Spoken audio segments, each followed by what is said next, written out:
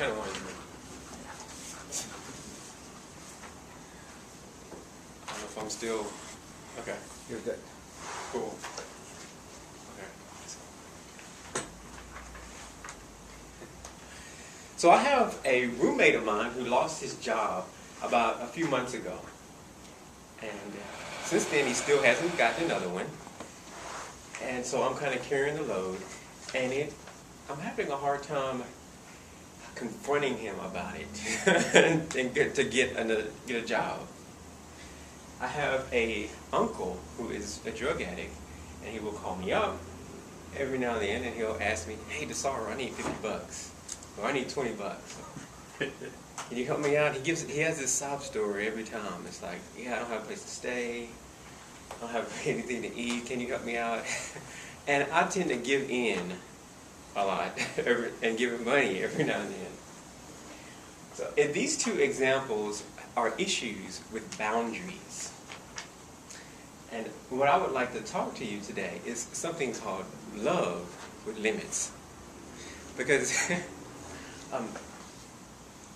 there are 4 different boundary issues in particular that I want to cover. The first one has to do with those who are compliant. The second one has to do with those who are avoidant. The third one has to do with those who are controlling. And the fourth one has to do with those who are non-responsive. And as I begin to unpack these 4 different boundary issues, I invite you to consider and take a look at your life to see if you can relate or identify with any of these. So the first one is those who are compliant. Oh, Lisa decided to go ahead and start this Bible study. And so she invited friends over, and it's a time for them to get to fellowship with each other and be able to share a little bit about what's going on in their lives. So they come over, and each person gets a chance to be able to share what that is for them. But whenever it comes around to her time to share, she doesn't say anything.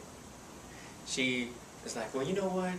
Everybody else's issues here are so much better, worse than mine, so who am I to be able to say what's going on with me? Would y'all like some ice cream?" And everybody's kind of like disappointed. And they're like, Lisa is an example of someone who is avoidant. I'm actually starting off with avoidant. Lisa is someone who is avoidant. This is someone who doesn't open up and share what's there with them, and they have boundaries against others caring for them. So other people can love on her, but she's not going to receive it. The next one we're going to take a look at is compliant.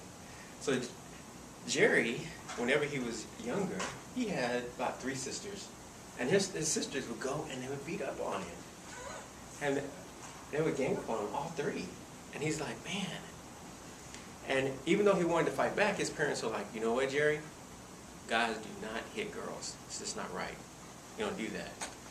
And so, even though he's being like bruised up, so Jerry goes on to marry his wife, who is kind of a spendthrift, tries to keep up with the Joneses, and he is having a hard time confronting her and letting her know that, you know what, we got financial problems here.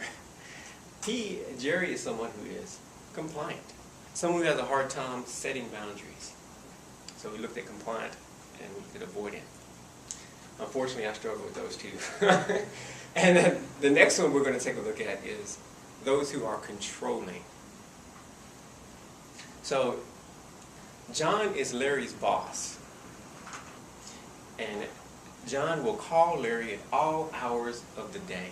Call him whenever he is actually at home with his family, having dinner, and interrupting his dinner, putting all this work on him, stuff that not even his responsibility. John is not respecting Larry's boundaries. He is violating his boundaries. And Larry's like, "You know what? I think I'm going to quit. This job is not working for me." So this is an example of someone who is controlling. There's actually 2 different types of controllers. There are the aggressive controllers.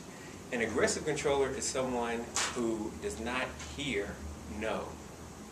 And they just continue to violate people's boundaries anyway. And then the other type of controller is a person who is more of a manipulator.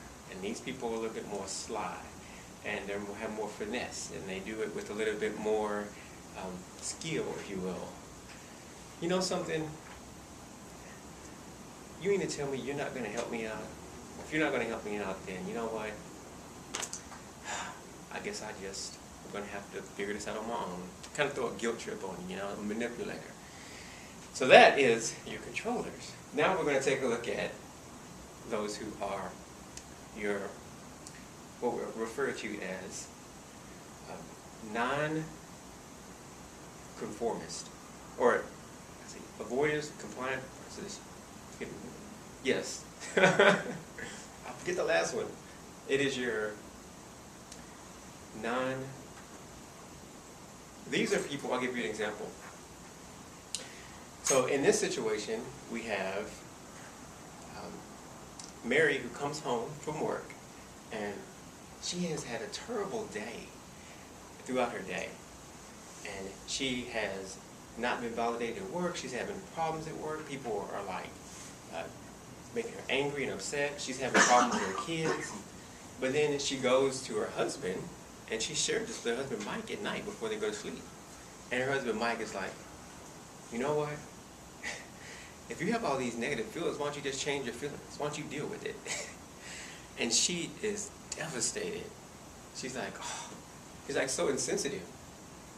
And these are what we refer to as non-assertive. I forget that one already. But non-avoidant. And so that's your fourth category. So there you have your compliance, those who have no limits at all. Your avoiders, those who put up a boundary against being able to receive care from others. Then you have those who are controllers, who violate your limit. And then those who are your non-conformists, which actually put up boundaries against loving other people. So I invite you to consider which of these four identifies or you can relate with. And whenever it comes with being able to overcome our issues with boundaries, it's not something we can do on our own. It actually takes help from others, it's from a friend, someone that you trust, a counselor, in order to be able to overcome it. So with that, Mr. Toastmaster. All right.